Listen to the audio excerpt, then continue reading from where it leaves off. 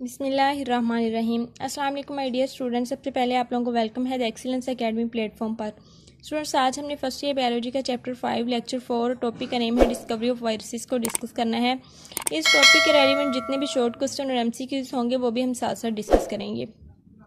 Discovery of viruses की बात करते हैं। वायरसेस को एज अ इन्फेक्शियस एजेंट के तौर पे सबसे पहले डिस्कवर किया था इवानोवस्की ने 1892 में। उन्होंने कहा कि प्लांट्स के अंदर एक डिजीज़ है टबाकू मोज़ेक डिजीज़, ये इन्फेक्शियस एजेंट्स की वजह से होती है। अब बात करते हैं कि टबाकू मोज़ेक डिजीज़ है क्या।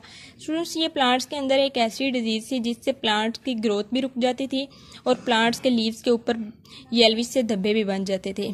तो इवानोवस्की ने क्या किया कि एक डिजीज़ प्लांट से कुछ मटेरियल लिया, एक सैप लिया, यानी कि उसके पत्तों वगैरह को क्रश किया और उसका एक सैप बनाया, फ्लूइड बनाया और उसे हेल्दी प्लांट के ऊपर फॉल कर दिया। जब हेल्दी प्लांट के ऊपर उसने ये मटेरियल गिरा दिया तो कुछ ही दिनों के बाद जो हेल्दी प्लांट था वो भी उसमें भी डिजीज़ काज होगी, डिजीज हो गया वो प्लांट भी।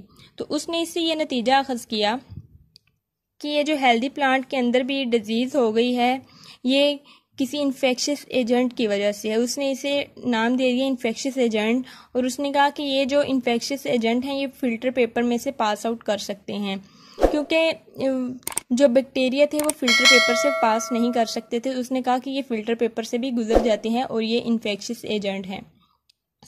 जो टर्म वायरस है, यानी कि वायरस को उसका नाम वायरस किसने दिया, ये एक एम बेजरिंग साइंटिस्ट थे, उन्होंने इसे इन्फेक्शियस एजेंट को वायरस का नाम दिया।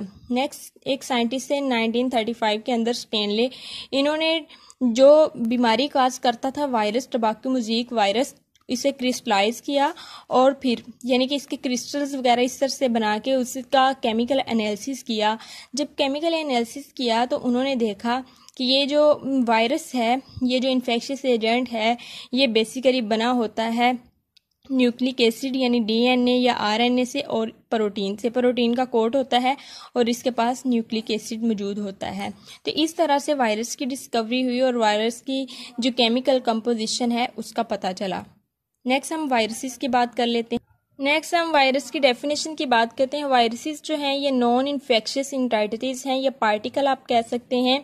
छोटे छोटे पार्टिकल हैं, नॉन सेलुलर होते हैं, इन्फेक्शियस होते हैं और ये कंटेन करते हैं, इनके पास होता है डीएनए या आरएनए और प्रोटीन का कोट होता है और ये रिप्रोड्यूस करते हैं लिविंग सेल्स के अंदर।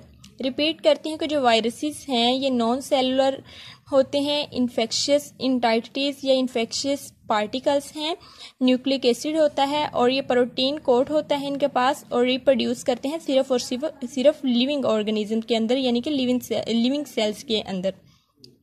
नेक्स्ट बात करते हैं वायरोलॉजी की। वायरोलॉजी की स्टूडेंट्स, ये बायोलॉजी की एक ऐसी ब्रांच है जिसके अंदर हम वायरसेस को स्टडी करते हैं। वायरसेस की मुकम्मल स्टडी वायरोलॉजी में की जाती है। जो वर्ड वायरस है ये डिराइव हुआ है एक लैटिन वर्ड से जिसे विनोम कहते हैं और विनोम का मतलब होता है पॉइजनस फ्लूइड।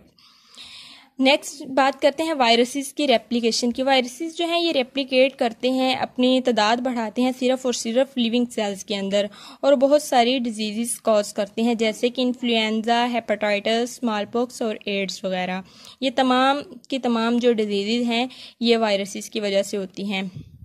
वायरस जो है इनके पास अपनी बायोसिंथेटिक मशीनरी नहीं होती, ये होस्ट की बायोसिंथेटिक मशीनरी यूज़ करते हैं, यानी कि इनके पास अपने रेप्लिकेशन के लिए सामान मौजूद नहीं होता और ये सिर्फ और सिर्फ जो लिविंग सेल्स हैं उनका ये तमाम उसके अंदर जाते हैं, उनकी तमाम जो है मेटाबॉलिक मशीनरी उसके ऊपर अपना काबू पा लेते हैं और फिर अपने ही प्रोटीन्स और न्यूक्लिक एसिड वगैरह बनवाते रहते हैं। इस तरह से इनके पास जो बायोसिंथेटिक मशीनरी है अपनी नहीं होती। ये था स्टूडेंट्स आज का हमारा टॉपिक जिसमें हमने डिस्कवरी की बात की और बात की सिंपल सा इंट्रोडक्शन था वायरसेस का। तो इसमें कुछ एमसीक्यूज बन सकते हैं कि किस साइंटिस्ट ने क्या काम किया। तो आप ये साइंटिस्ट का काम जो है और जो वायरोलॉजी टर्म है, विनोम है, ये तमाम एमसीक्यूज बन सकते हैं, आप इन्हें ध्यान से याद रखिएगा। And stay connected for more videos. Kindly like my channel, share कर दें, सब्सक्राइब कर दें। Thank you so much. अल्लाह हाफिज़।